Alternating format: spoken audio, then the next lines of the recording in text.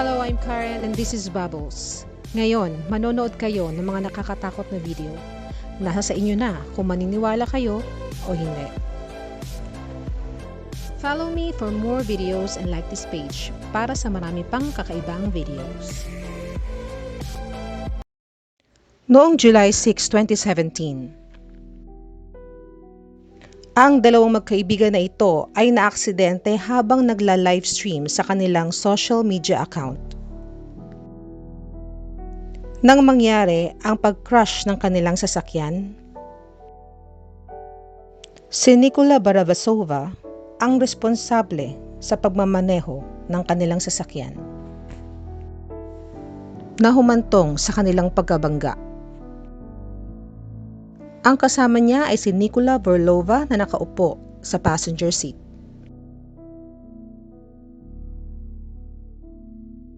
Makikita ang responsableng pagmamaneho dito ng driver. Hindi iniisip ang pwedeng mangyari sa kanila. Napakabilis ng andar ng kanilang sasakyan, pero tuloy pa rin sa pakikipag-usap ang driver sa tabi niya at hindi nakafocus sa daan. Ano ang nasa isip ng dalawa noong araw na yon? Yan ang mga tanong sa nangyari sa kanila. Makikita sa video na nagsasaya sila at nagkukwentuhan pa, habang ang isa ay may hawak na cellphone at sinasagot ang mga tanong sa livestream. Ang driver ay palingon-lingon sa cellphone at nahahati ang focus sa pagdadrive.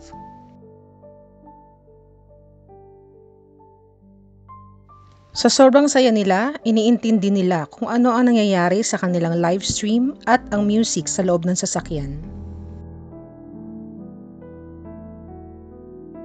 Makikita dito sa video na nagring ang cellphone ng driver, kinuha niya ito at binitawan niya ang manibela.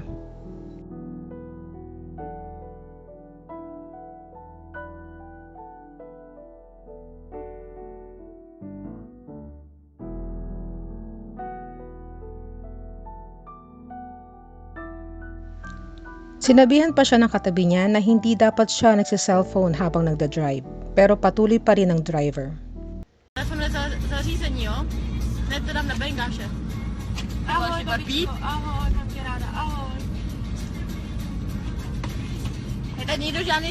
Pero hindi niya alam na yun na ang huling pakikipag-usap niya sa kanyang lola. At pagkatapos niya makipag-usap, ay patuloy siya sa pagdadrive at napansin nila na dumumi ang ibon sa kanilang windshield at nung inopen niya ang wiper ng car, doon na sila na aksidente dahil sa sobrang bilis.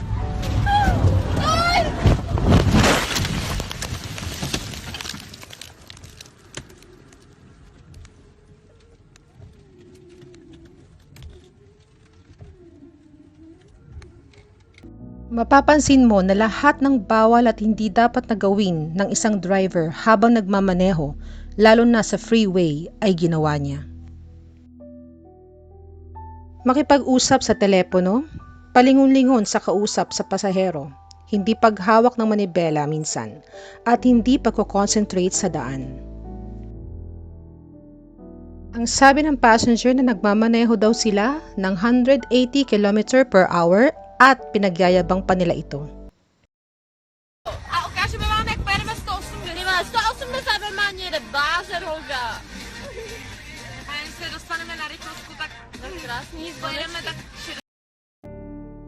Pero ang takbo nila ay 140 km/h at doon sila nag-crash. Nawala ang kontrol habang nililinis niya ang windshield ng sasakyan. May lumabas na van at doon sila sumalpok sa wall ng kalsada. Sa sobrang bilis nila, hindi na nakontrol ng driver ang sasakyan.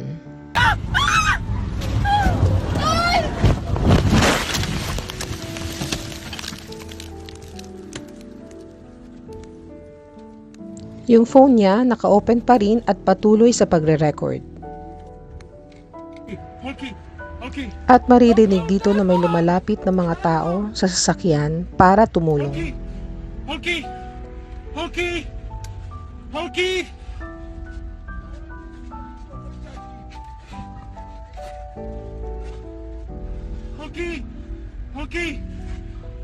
Do prdele. Máte telefon? Dýchejte, nehýbejte se, dýchejte. Mám, Jasný. mám. Bulky. My jsme tady autem, já jsem tady zrovna. Prosím. Ruka. A druhá chrčí. Nemůže vystoupit. Ležte, prosím vás, ležte. Ale tohle ta jedna by mohla vystoupit. Ta jedna... Ang mga tao sa paligid ay tinutulungan sila habang inihintay nila ang paramedic na dumating. Jo, vychát foty. Jasný. Naririnig din ang pag-ungol ng pasahero. Ale hejbe hlavou. Slečno, Prosím, ležte. slečno. Ona vypadá, jako kdyby spala, jako kdyby chrápala. Slečno. Ležte, prosím, ležte.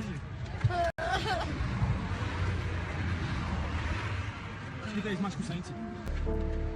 Ona má stisknutý zuby a jí asi napadává jazyk.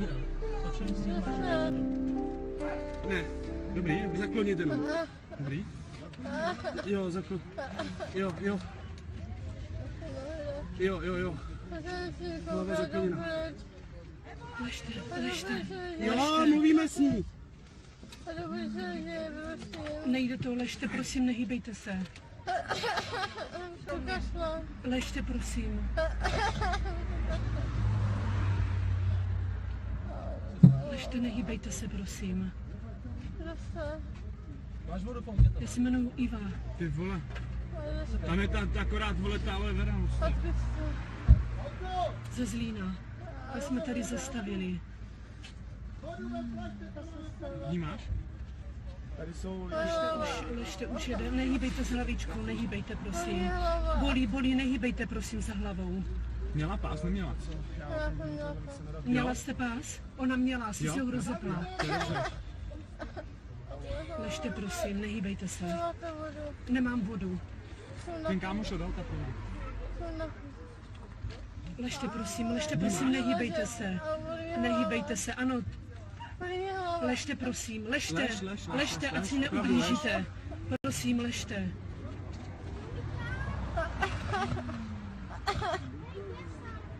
Radši se nehejbe, ať si ti toho, víš? Ležte už. Cože? Hadr nebo něco.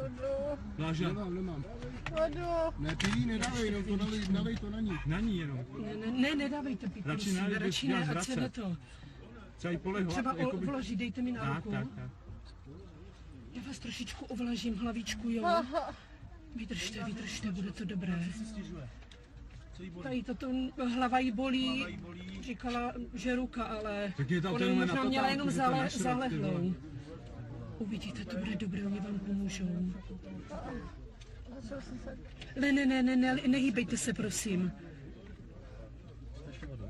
Jo. Tak, já vás ovlažím. To bude dobré. Bude to Jo, to všechno v musela být pořádku. nebezpečná chlutka. Uvidíte.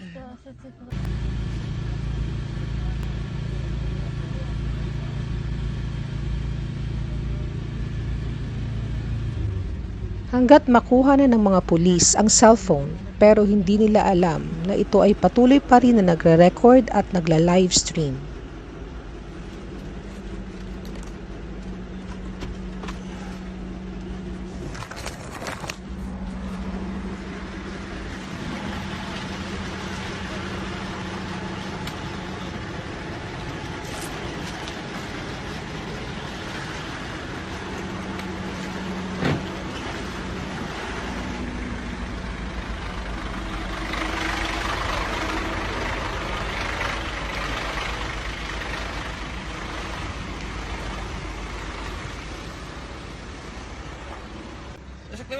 Dumating na din ang tatay ng biktima at kinuha na rin ang cellphone. Teď to nějak vypnou, tady ty telefony. Ang driver na si Nikola Barasova ay hindi maganda ang kalagayan. Nagtamo siya ng butas sa kanyang leeg. At si Nikola Vorlova, ang pasahero, ay nagkaroon ng severe head injury at dinala agad sa intensive care unit. Miraculously, siya ay nakasurvive. At ang driver ay hindi nakaligtas. Nagsuffer siya ng serious injuries. Sa video na ito, makakapulot tayo ng aral. Madaming na-aksidente dahil sa walang alam sa traffic rules at kawalan ng disiplina sa daan. Maging disiplinadong driver. Isipin na pag ikaw ang nagmamaneho ay may uuwian ka pang pamilya na gusto kang makitang buhay.